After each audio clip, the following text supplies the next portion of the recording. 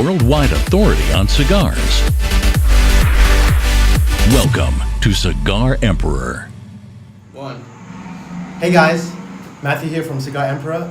We're in for a big treat today because we're with Travis. Travis is from Imperial Tobacco, Altadis. Altadis, U.S.A. And he has been in the industry for Going on 18 years. 18 years. So this man knows what he's talking about. And Travis, what are you going to share with us today? I'd like to just answer some questions that you may have and your viewers have on really what is a cigar. Okay. I have always believed that a cigar isn't just rolled tobacco. It's really an experience on when you get to light it. The ritual of cutting your cigar, lighting your cigar, enjoying your cigar over the length of time. Too often, I see people that are smoking a Robusto or smoking a Toro. Smoking a Toro in 30 minutes is way too fast. I find that you need to sit back, relax, enjoy the cigar for what it is. Yeah, I mean, I do get a lot of clients who smoke like extremely fast, and I'm aware that that changes the taste of the cigar. It makes it more bitter. It's just completely different. It does. If you think of it in the form of food, if you cooked a piece of meat, a steak, way too fast, say at 800 degrees, you're going to have a really off-flavored steak. The fats on there aren't going to caramelize. They're not going to melt down into the steak. They're actually just going to char. That's not really the best steak to have. Same thing with a cigar. Yeah, and another thing that I notice is when people use, and I've covered this in one of my videos, is when they light a cigar, especially with the flame, they go like boom, kind of like barbecuing it, like doing like it becomes, I don't know, barbecue. It becomes coal. Yeah, well, you think about this. I see Yeah. if you look at this tip, the top of that blue flame, that's over 1800 degrees. Yeah. You realistically should hold that out about that far. Yeah. And just do a slight toast. You just want to toast it. Just start on the outside because it'll warm up the center at the same rate. You start on the outside until it turns red. A little bit of flame, holding it out about 4 inches, 3 inches, slightly tilted toward it. That heat will draw in. It'll draw into itself. I actually personally prefer a softer flame because the jet flames are just too hot anyway. I mean, you can use them. I like using them for touch-ups. Yes. But these days I prefer to light my cigar with a soft flame because these jet flames are just too hot anyway. But if you have one, like you said correctly, that's the tip and just toast it. It's all about taking your time. Right. You don't want to rush. Take your time. Lighting your cigar. You don't want to rush smoking your cigar. It's about relaxing and just enjoying. But you bring up a good point. Yeah. You like soft flame lighting your cigars. Some people only like torch flames. They don't like to use soft flames. Fair enough. Some people do like to, I don't know, smoke the Robustos really, really fast. It's not preferred, but is it wrong? I think it's just what you like, right? It's up to the individual. Yeah. Remember, cigars are about you and that cigar at that point in time. It's a lifestyle. But I It's like what you like. I like your analogy about the steak. I mean, if let's say I've been eating well done steak, charred, coal, black steak my whole life, and that's what I like. But when I try something new, the steak has been cooked maybe a little medium well, I'm like, oh, suddenly I get all the juices and I taste different. I'm like, I never realized this before. And I think, correct me if I'm wrong, this could be the same thing with cigar smokers. They may be doing something that way for so many years. No one has told them, no one has explained it to them, so they don't know. But then when they try something new, they're like, oh, it suddenly brings a whole new sensory explosion and experience to me. Absolutely. And you think about the expense of buying that fine premium to a cigar that's taken 3 to 5 years to build from seed till you finally get to a cigar. And even longer minimum, with some of the limiteds, right? With the Absolutely. fermentations, it's, I don't know, 6 years or something. minimum, you're 3 years. Yeah. But if you think about that time and labor that's gone into that cigar, the expense that you're spending on the cigar, why don't you sit back and relax and enjoy it?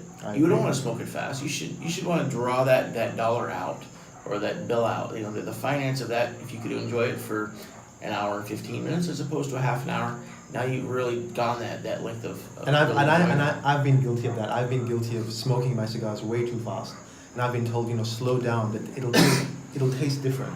And I did, and I realized actually it does taste a lot different. It actually tastes a lot better. So yeah, definitely, guys, some of you need to slow down. So today, I was attending your talk about the how to judge the cigar, how to grade it, how to rate it. And what I found very interesting, I'm always learning, was when you talked about how to actually enhance the flavors in your mouth. Could you maybe share with the viewers how we do that? Yeah, when we are testing new cigars that are coming out that we're thinking about coming out with, or even our existing cigars, our Monte Cristo, Romeo H. Upmann, our Grupo de Maestros, our master blenders, they get together weekly and taste cigars that are coming off the line to ensure that they're the same quality and same I flavor. smoke a lot of cigars. They do, but they don't smoke a full cigar because they can't. Yeah. They have to smoke anywhere between 15 and 30 cigars during that 4 or 5 hour session.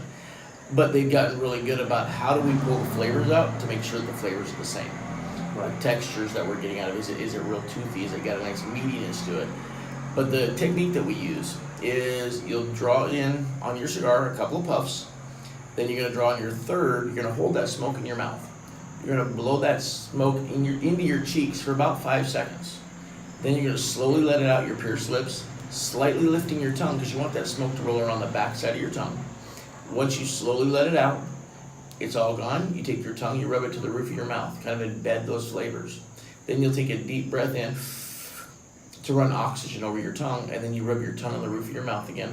And a little bit on the front of the teeth, that'll kind of tell you, is it got a slick texture, is it got a really kind of a rough texture? Yeah. But there's a lot of flavors that get embedded in the upper lip that people don't realize. Okay. But when you do that, you're able to kind of embed flavors into your palate. Yeah. You're also hitting a couple of small sinuses, that cavities, they sit right up in here, that when you retrohale or you blow it out your nose without breathing it in, you're bypassing that. Well, those are your nose, and the sensory of aroma is very, very important and crucial in smoking a cigar. Aroma is almost as important as the flavor of the cigar itself. What's the difference between the aroma and the flavor of a cigar? One, the aroma, I would get off doing this. Just smelling the cigar, that would be the that. smoke That would comes be off. the aroma. Yes. Okay. And then the flavor comes right In off the the mouth. palate, yeah. So let's break it down in steps so that our Sure. viewers can follow. So the first thing is I take 1 puff or I take 2 puffs. I would take 2. You're just warming the Okay, so- tobacco up so you get some good smoke out of Okay, it. so I take 2 puffs.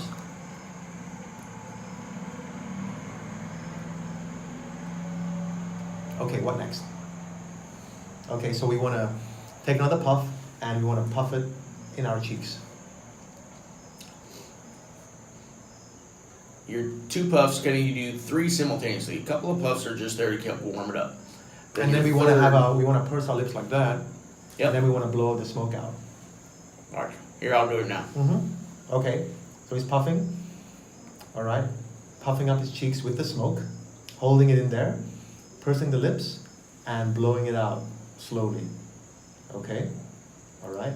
And then what he's doing is he's licking the top of his lips with his tongue, With the tongue to the roof of the mouth. roof of the mouth, and also Not the teeth yet. not the You teeth. do that second. Oh, second. You Okay. rub the tongue on the roof of your mouth. Roof of the mouth. Okay. And And then breathe. breathe in without the smoke correct. to infuse it with the oxygen. The oxygen will open the flavors up. Actually, that's interesting. I just did that, and there are some different flavors that come out of it. And then once you embed Why does that happen though? Because of the oxygen. Well, if you think of like wine, when you aerate wine, you're okay. introducing oxygen into the wine to open flavors up. It's just a natural reaction from oxygen to those flavor profiles. Then so you rub the tongue on the roof of your mouth, bring in some oxygen, rub your tongue on the roof of your mouth again, and that should really help infuse a lot of that flavor into your palate. That's really interesting. For those who haven't done it, doing this over the course of the last 3 years, people have just said, wow, I'm getting deeper flavors Yeah. and introductions of new flavors they didn't realize they had. I just now, like a few seconds ago, when I inhaled the oxygen without the smoke, I realized that I could actually tell there was more sweetness, which I didn't get without the inhalation of oxygen. A little bit on the tip of your tongue, because that's where your Yeah. sweet sensories are, Yeah. on the tip of your tongue. Yeah. So. And then when do you actually rub your teeth or? On the second one, so you rub your roof of your mouth the first time, Okay. then you do that oxygen, Okay. then you rub your tongue on the roof of your mouth, Mhm. and then the front Without of the your smoke, teeth, without the without the smoke. Mhm. You just is one. So you're basically what you're doing is you're spreading all that flavor all around your mouth, all around your tongue, And everywhere. forcing it into your tongue and your taste buds in your Okay, palate. okay. Because the Kind tongue, of it was embedding interesting when you shared that sheet. The tongue actually has different zones where Mhm. there's the saltiness, the sweetness, the bitterness is at different parts. So you need to spread it out Otherwise, you won't be able to taste it. And the natural flavors, like your chocolates and your cocos, your dried fruit, there's an array of different flavors you could pull out of it. Right. You're wanting those to kind of embed into the tongue.